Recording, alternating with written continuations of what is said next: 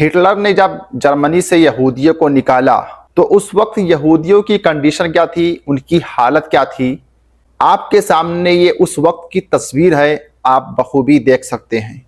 ये वो तस्वीर है जिसमें वो लदकर जा रहे हैं जब इनको जर्मनी से निकाला गया और ये अपने बहरी जहाज पर यानी पानी वाली जहाज पर बैठकर जा रहे हैं। यहूदियों से पूरा जहाज फुल है। इसके बाद ये लोग यहाँ से कूच करते हैं और फ्रांस की तरफ जाते हैं। फ्रांस वालों ने इनको लेने से इनकार कर दिया। उसके बाद ये लोग रूस की तरफ अपना रुख करते हैं। रूस ने भी इनको लेने से इनकार कर दिया, यानी इनको पूरे यूरोप से निकाल दिया जाता है और कोई इन्हें सर छुपाने के लिए, कदम रखने के लिए जमीन तक देने को राजी नहीं था। जर्मनी में जिस तरीके से यहूदियों के ऊपर हिटलर ने जुल्म सितम का पहाड़ खड़ा किया था, आप सब जानते हैं। ये वो तस्वीरें हैं 1943 से लेकर 1947 तक की तस्वीरें हैं। ये यहूदी ये कई सालों तक दर बदर की ठोकरें खाते रहे और कहीं पर इन्हें सर छुपाने के लिए, अपनी इज्जत बचाने के लिए जगह तक नहीं मिल रही थी। तो जब ये फलस्तीन के सरजमीन पर पहुंचे, जब इनकी बहरी जहाज फलस्तीन के साहिल के किनारे जब पहुंची, तो इन्होंने अपने जहाज पर एक बैनर लगा के रखा था। आप इस तस्वीर में देखिए, ये वो बहरी जहाज है और इन्होंने अपने बहरी जहाज पर जो बड़े बड़े बैनर लगा के रखे हुए थे, उस पर यह लिखा हुआ था कि जर्मनी ने हमारा घर बार परिवार सब कुछ लूट लिया है, हमारे अहलो अयाल को तबाहो बर्बाद कर दिया है, हमें सर छुपाने के लिए कहीं जगह नहीं मिल रही है, यहाँ तक कि पूरे यूरोप ने हमें नकार दिया है। वो लोग कहते हैं, ऐ फलस्तीन वासियों, बड़ी उम्मीद से हम तुम्हारे पास आए हैं, बड़े विश्वास के साथ, बड़े भरोसे के साथ तुम्हारे पास आए हैं। प्लीज हमें इनकार ना करना, हमें सर छुपाने के लिए थोड़ी सी जगह दे दो।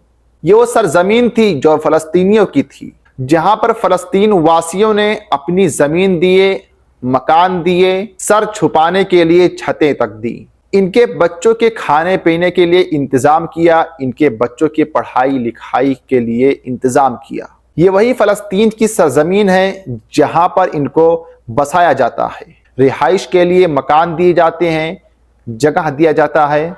जब पूरे यूरोप ने इनको नकार दिया था, जब पूरा यूरोप इनका दुश्मन बना हुआ था और हिटलर ये कह रहा था कि ये लोग जहां कहीं भी हमको दिखाई दिए, मैं इनको नहीं छोड़ूंगा, लेकिन इतना कुछ होने के बावजूद भी हिटलर ने रहम खाकर कुछ यहूदियों को छोड़ दिया था। ऐसा नहीं है कि 90 लाख यहूदी थे तो उसमें से सारे के सारे लोगों को हिटलर ने मरवा दिया था। इसमें से 60 लाख, जो कि तारीख में आया है, हिस्ट्री में यही चीज है कि 60 लाख यहूदियों को हिटलर ने कत्लेआम किया था, बड़ी बर्बरियत के साथ, बड़े जुल्म तशद्दुद के साथ। लोग आज भी उस पर लानत भेजते हैं। जो लोग अक्लमंद हैं, इंसानियत से प्यार और मोहब्बत करते हैं, वो यही कहते हैं कि हिटलर ने यहूदियों के ऊपर बहुत ही ज्यादा जुल्म सितम किया था। लेकिन जब उसने कुछ यहूदियों को छोड़ दिया तो उसका एक तारीखी जुमला था जो कि आज भी तारीख में छपा हुआ है, छिपा हुआ बिल्कुल नहीं है, जाहिर है, हर कोई उसको पढ़ सकता है। उस वक्त हिटलर ने एक जुमला कहा था, अगर आप उसके इस जुमले से सहमत हैं तो कमेंट करके जरूर बताइएगा। हिटलर ने कहा था, मैं कुछ यहूदियों को छोड़ रहा हूं ताकि दुनिया वाले ये देख ले, दुनिया के लोग ये देख लें कि मैंने यहूदियों को क्यों मारा था। अब इसमें वो राज है कि उसका जो राज था, उस राज को वो फाश करना चाहता था अपने जुमले की बुनियाद पर। आज जिस तरह से इसराइली फलस्तीन के ऊपर जुल्म सितम कर रहे हैं, उनके ऊपर बमबारी कर रहे हैं, वहां छोटे छोटे बच्चे, औरतें, तमाम तर जो आप देख रहे हैं, उनके बड़े बड़े मकानों पर बमबारी की जा रही है। तो वो इसराइली, वो यहूदी जिनको सारी दुनिया ने नकार दिया था, जब दुनिया ने इन्हें छत नहीं दिया था, जब दुनिया ने इन्हें सर छुपाने के लिए जगह नहीं दे पा रही थी, जब दुनिया इनको कदम तक नहीं रखने देती थी, तो उस वक्त फलस्तीन ने इनको कदम ही नहीं रखने दिया, बल्कि इनको बसाया, इनको मकान दिए, इनकी अर्थव्यवस्था जो थी खराब थी उसको सही किया फ़लस्तीन वासियों ने। इनके ऊपर तरस खाया और इनको रहने की इजाज़त दी अपने मुल्क में। आपने वो सारी तस्वीरें देख ली हैं जो आपके स्क्रीन पर मैंने चलाई है कि उस वक्त वो कंडीशन थी यहूदियों की कि ये लोग अपनी जान बचाने के लिए समंदर के किनारे खड़े हो जाते थे कि कोई जहाज़ आए और हमको लेकर जाए। जब ये लोग समंदर के किनारे खड़े थे, बहुत सी ऐसी जहाज़ें आईं जो जहाज़ें फुल थी, उस पर सवार होने के लिए जगह तक नहीं थे। ये दरबदर की ठोकरें खा रहे थे, इस साइल से उस साइल, उस साइल से इस साइल, इसी तरीके से यहाँ से वहाँ, वहाँ से यहाँ, इस मुल्क से उस मुल्क, उस मुल्क से इस मुल्क, इसी तरीके से दरबदर की ठोकरें खा रहे थे। तमाम दुनिया का दौरा कर रहे थे, लेकिन इनकी हालत जो थी बहुत ही ज़्यादा ख़राब थी। जब इनको कहीं पे सर छुपाने के लिए जगह नहीं मिली तो फ़लस्तीन ने इनको जगह दिया। आज उसी फ़लस्तीन की सरज़मीन पर जहाँ पर फ़लस्तीन वासियों ने इनको बसाया था, उसी फ़लस्तीन वासियों के सरज़मीन को इन लोगों ने हथिया लिया है, कब्ज़ा कर लिया है, उस पर अपना धावा बोल दिया है। और इतना ही नहीं, उनके घरों को तबाह बर्बाद कर दिया है।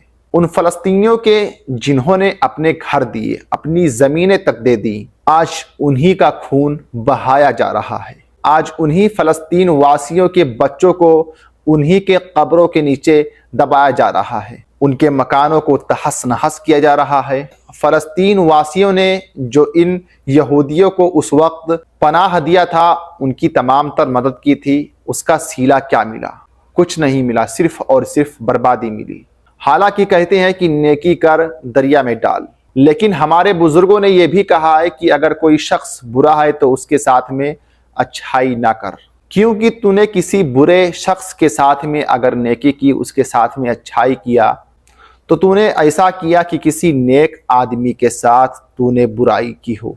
मौलाना रूम ने एक हिकायत लिखी थी और वो हिकायत ये है कि एक लोमड़ी थी, वो तालाब के अंदर फिसल कर गिर जाती है। वो लाख बार बार कोशिश कर रही है तालाब से बाहर निकलने का, लेकिन वो लोमड़ी निकल नहीं पाती है। कुछ देर के बाद में एक बकरी बहुत ही ज़्यादा प्यासी थी, वो आती है तालाब के किनारे पानी पीने के लिए। जब वो बकरी पानी देखती है, ढेर सारा पानी देखती है, तो बिलबिला उठती है, खुशी के मारे उछल पड़ती है। लोमड़ी ने कहा, इधर आ जाओ, इधर पानी ज़्यादा है, इस तालाब में आ जाओ और पानी पीने के बाद में मैं तुम्हें बाहर का रास्ता बता दूंगी, जिससे तुम तालाब से बाहर निकल जाओगी।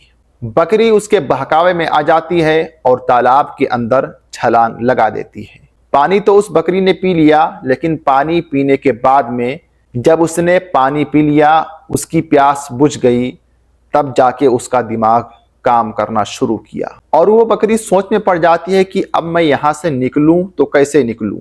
तो लोमड़ी जो कि बहुत ही चालाक थी, उस लोमड़ी ने कहा कि मैं तुमको एक मशवरा देती हूँ कि मैं तुम्हारे ऊपर, तुम्हारे पीठ पर चढ़ जाती हूँ और तुम्हारे ऊपर से मैं छलांग लगाकर बाहर जाती हूँ। उसके बाद में मैं तुमको सहारा देकर तुमको बाहर निकाल लूंगी। लोमड़ी ने ऐसे ही किया। लोमड़ी बकरी के पीठ पर सवार हो गई, उसके ऊपर सवार होकर और बाहर की तरफ छलांग लगा दिया और लोमड़ी बाहर निकल जाती है। और लोमड़ी चालाक थी, दगाबाज थी, होशियार थी। उसने बकरी को धोखा दिया और बकरी को वहीं पर डूबते हुए, तैरते हुए छोड़कर चली गई और उसने बकरी की एक बात तक ना सुनी। तो इसका मतलब क्या निकलता है, आपको क्या समझ में आया? तो मौलाना रूम ने इस हिकायत को बयान करके मसनवी शरीफ में लिखा है कि बुरा इंसान है तो तू उससे बच जाया कर, क्योंकि बुरा इंसान तुम्हारे साथ कभी भलाई नहीं कर सकता है, वो तुम्हारे साथ अच्छाई नहीं कर सकता है, भलाई नहीं कर सकता है। और बिल्कुल यही मामला फ़लस्तीनियों के साथ में हुआ। इन्होंने जिनके साथ भलाई की, इन्होंने जिनकी मदद की, जिनको सहारा दिया, आज वही लोग इनको निस्तो नाबूद करने में, तबाह बर्बाद करने में हर कोशिश कर रहे हैं और अपने इस जिद पर अड़े हुए हैं। इस पर आपकी क्या राय है, आप क्या सोचते हैं, कमेंट करके ज़रूर बताइएगा। उम्मीद करता हूं कि आपको हमारी इस वीडियो से काफ़ी कुछ जानने को, सीखने को मिला हो। अगर आपको हमारी ये वीडियो अच्छी लगी हो तो हमारी इस वीडियो को शेयर कीजिए और चैनल को सब्सक्राइब ज़रूर कीजिए, ताकि हमारी हर आने वाली अपडेट आपको आसानी के साथ में, सहूलियत के साथ, नोटिफिकेशन की शक्ल में आसानी के साथ मिल सके। अस्सलामु अलैकुम वरहमतुल्लाहि वबरकातुहू।